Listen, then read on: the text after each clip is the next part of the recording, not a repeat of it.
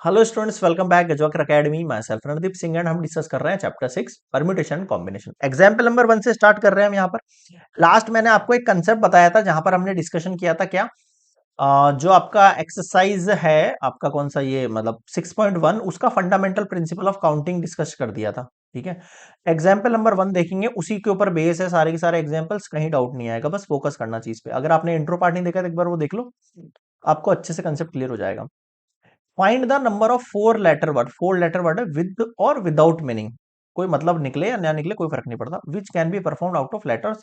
मुझे इस letter word से उसको लेटर को बनाना है, इस वर्ड से रोज से।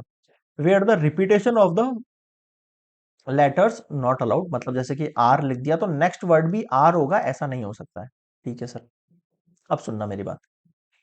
Number of four letter words, मैं डायरेक्टली आंसर ही लिखूंगा यहाँ पे, है ना। Number of four letter words, है ना, बाय फंडामेंटल, एक second, by fundamental principle of counting, number of four letter words बनाने हैं आपको। अब ध्यान देना, मेरी बात सुनना। फोर लेटर वर्ड है तो ऐसी होगा ऑब्वियस बात, 1 2 एंड 3 4, जो मैंने स्टार्टिंग में इंट्रो में बताया था। फर्स्ट जो लेटर होगा वो इन फोर में से कोई भी हो सकता है ना। हाँ सर, तो क्या चांसेस हैं इनमें से कोई भी एक वर्ड यहाँ आ जाए? कितने नंबर ऑफ वेज हैं यहाँ कोई वर्ड आ जाए? सर 4 नंबर ऑफ वेज हैं यहाँ कोई वर्ड आ जाए। सेकंड, इसने बोला रिपीटेशन नहीं होना चाहिए, इसका मतलब इन फोर में से कोई एक तो आया होगा। ये फोर मैंने क्यों लिखा है, इसमें से फोर आइटम में से कोई भी आ सकता है, इसलिए फोर लिखा है। आर भी आ सकता है, ओ भी आ सकता है, एस भी आ सकता है, ई भी आ सकता है। ठीक है, तो मैंने फोर लिख दिया यहाँ पे। ठीक, अब अगर फोर में से कोई एक यहाँ पे आ गया होगा तो बचे हुए जो लेटर है मेरे पास जिनका मैं यूज कर सकता हूँ फॉर दिस प्लेस, वो कितने? 3 होंगे। मान लो यहाँ ओ आ गया तो 3 में से चूज कर सकता हूँ। ठीक है, बिल्कुल सही बात, बिल्कुल सही बात है आपकी। 3 के अंदर से मान लो कोई एक यहाँ स्टैंड हो गया है तो बच कितने गए मेरे पास? 2 बच गए हैं। ठीक है, 2 में से कोई एक यहाँ स्टैंड हो गया तो कितने बच गए मेरे पास? 1 बच गए। अब मुझे बताओ क्या समझ में नहीं आया? क्लियर है क्या यहाँ तक? बिल्कुल सर। अब मैं क्या कह सकता हूँ यहाँ पर, इस वाले बॉक्स में नंबर ऑफ वेज, जो नंबर ऑफ लेटर वर्ड्स हैं वो 4 टाइप के हो सकते हैं, यहाँ पे 3 टाइप के हो सकते हैं, 2 टाइप के हो सकते हैं, 1 टाइप के हो सकते हैं।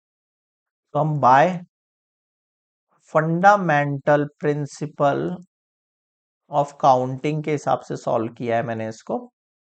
इन सबको क्या कर दो? मल्टीप्लाई कर दो। ठीक है, 4 3 12, 24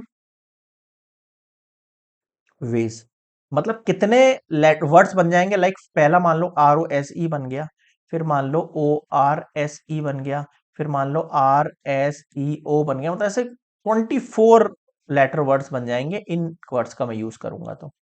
क्लियर है क्या यहाँ तक? तो ये हुआ कंप्लीट आपका एग्जाम्पल नंबर 1। इस टाइप के क्वेश्चंस आएंगे और ये आपको फंडामेंटल प्रिंसिपल ऑफ सिक्स। अब मान लो, इसका मैं एग्जाम्पल भी दे रहा हूँ, एक एग्जाम्पल दे रहा हूँ इसके अलावा, है ना। अगर आपको यहाँ पे बोलता कि रिपीटेशन अलाउ नहीं है, मतलब पहले बॉक्स में आपने 4 लेटर में से कोई भी पुट किया, सेकंड बॉक्स में जब आप वर्ड रखोगे, कोई भी अल्फाबेट रखोगे, तो वो इन 4 में से फिर से एक हो सकता है। भाई आपने यहां ओ रख दिया, अगर रिपीटेशन अलाउ है तो अगला वर्ड भी तो ओ बन सकता है ना। हाँ सर बन सकता है ना। आप कहोगे सर एस भी बन सकता है, हाँ बन सकता है, बट 4 में से चूज कर सकता हूं ना मैं, तो अगला भी 4 रहेगा। फिर अगले के अंदर भी वापस रिपीटेशन हो सकता है, ये है रिपीटेशन के लिए, रिपीटेशन हो अगर तो अगला फिर 4 हो सकता है, अगला फिर 4 हो सकता है, तो इनको मल्टीप्लाई करोगे तो 256 वेज बन जाएंगे अगर रिपीटेशन होता तो, बता रहा हूं। है ना?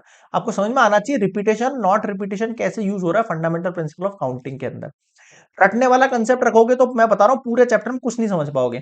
कहां परम्यूटेशन लगाना है, कहां कॉम्बिनेशन लगाना है, कहां फंडामेंटल प्रिंसिपल काउंटिंग लगाना है, आपको कुछ समझ में नहीं आएगा। इसलिए बिल्कुल बेसिक से चलो, आराम से चलो, एक एक एग्जाम्पल अच्छे समझो, एक्सरसाइज अच्छे समझो, फिर आप अपने से उसको खुद को निकालने की कोशिश करना।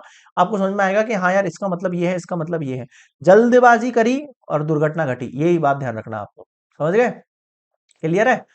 तो मिलते हैं नेक्स्ट अपन एग्जाम्पल नंबर 2 पर। तो ये नहीं है इसका आंसर, हटा देता हूं मैं, तो ये समझाने के लिए बताया था वैसे मैंने आपको।